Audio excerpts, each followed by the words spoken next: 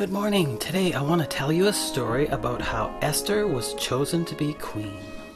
And so it starts off where the king's young men who attended him said, "Let beautiful young virgins be sought out for the king, and let the king appoint officers in all the provinces of his kingdom to gather all the beautiful young virgins to the harem in Susa the citadel, and let the young woman who pleases the king be queen instead of Vashti."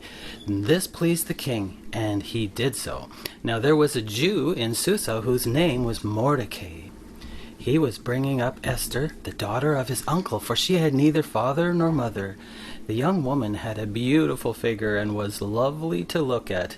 And when her father and mother died, Mordecai took her as his own daughter. So when the king's orders were proclaimed, Esther was also taken into the king's palace and was put in custody of Haggai, who had charge of the woman, and the young woman pleased him and won his favor. And he quickly provided her with cosmetics and her portion of food, and with 7 chosen young maidens from the king's palace, and advanced her and her young maidens to the best place in the harem. Esther had not told anyone that she was a Jew, for Mordecai had commanded her not to make it known. And every day Mordecai walked in front of the court of the harem to learn how Esther was doing. Now when the time came for Esther to go into the king, she asked for nothing except what Haggai, the king's eunuch, had advised. Now Esther was winning favor in the eyes of all who saw her. And when Esther was taken to King Ahasuerus into his royal palace, the king loved Esther more than all the women, and she won grace and favor in his sight, more than the virgins, so that he set the royal crown on her head and made her queen instead of Vashti. Then the king gave a great feast for all his officials and servants, and it was dedicated to Esther. Now when the virgins were gathered together the second time, Mordecai was sitting at the king's gate. 2 of the king's eunuchs who guarded the threshold became angry and sought to harm the king. And this came to the knowledge of Mordecai, and he told it to Queen Esther, and Esther told the king what Mordecai had told her. When the affair was investigated and found to be so, the men were both hanged on the gallows. After these things, King Ahasuerus promoted Haman, and set him above all the officials who were with him, and all the king's servants who were at the king's gate bowed down and paid homage to Haman, for the king had so commanded concerning him. But Mordecai did not bow down or pay homage. Then the king's servants who were at the king's gate told Haman in order to see whether Mordecai's word would stand, for he had told them he was a Jew. And when Haman saw that Mordecai did not bow down or pay homage to him, Haman was filled with fury. Haman sought to destroy all the Jews.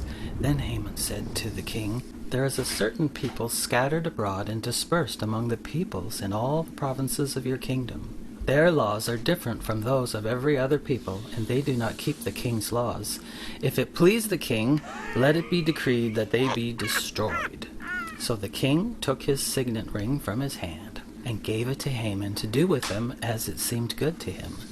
Then the king's scribes were summoned on the 13th day of the first month, and an edict according to all that Haman commanded was written in the name of King Ahasuerus, and sealed with the king's signet ring.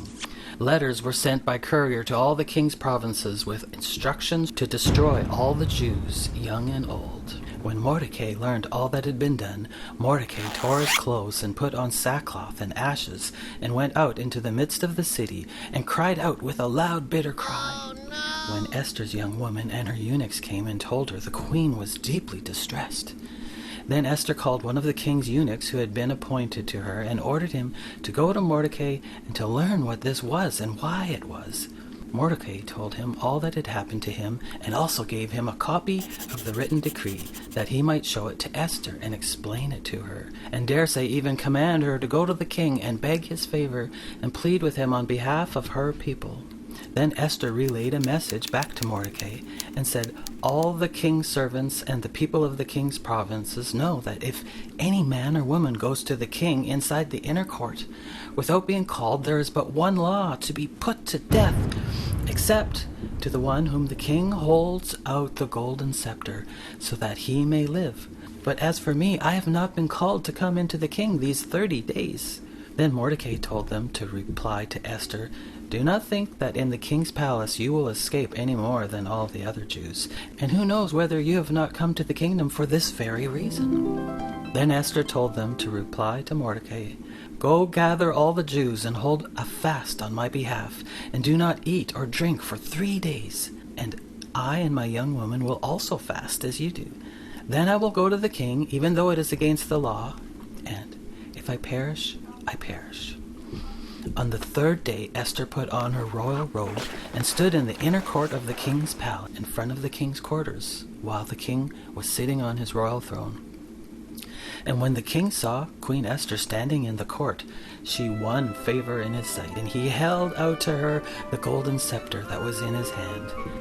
Then relieved Esther approached and touched the tip of the tester, as was the custom. And the king said to her, "What is it, Queen Esther? What is your request? It shall be given you, even to half of my kingdom."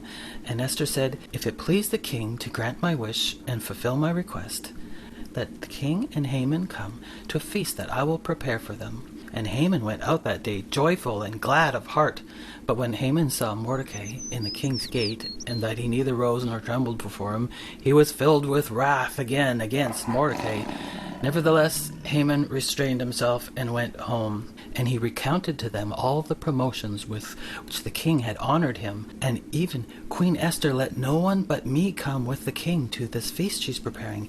Yet all this is worth nothing to me, so long as I see that Mordecai, the Jew, sitting at the king's gate.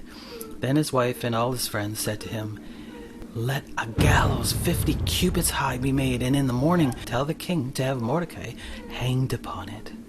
On that night the king could not sleep, and he gave orders to bring the book of memorable deeds, and they were read before the king. And it was found written how Mordecai had told about 2 of the king's eunuchs who had sought to lay hands on him. And the king said, "What honor or distinction has been bestowed on Mordecai for this?" And the king's young men who attended him said, "Nothing has been done for him." And the king said, "Who is in the court now?" And Haman had just entered the outer court. And the king said, "Let him come in." So Haman came in, and the king said to him, "What should be done to the man the king delights to honor?" And Haman said to himself, "Whom would the king delight to honor more than me?" And Haman said to the king, "For the man whom the king delights to honor, let royal robes be brought, and let the robes and the horse be handed over to one of the king's most noble officials. Let them dress the man whom the king delights to honor, and let them lead him on the horse through the square of the city, proclaiming before him, 'Thus shall it be done to the man whom the king delights to honor.'"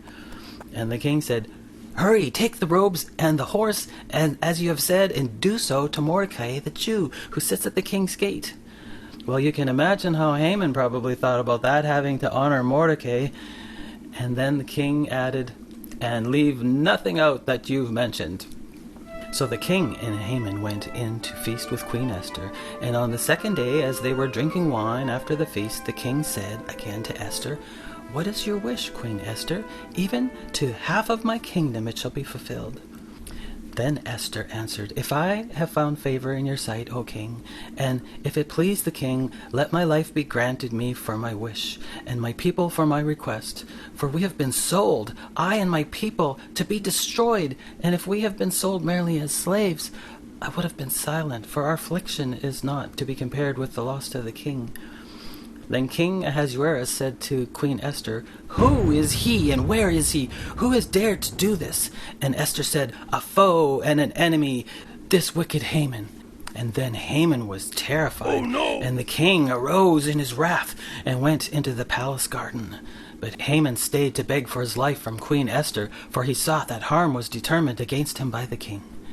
And the king said, hang Haman on the gallows that he prepared for Mordecai."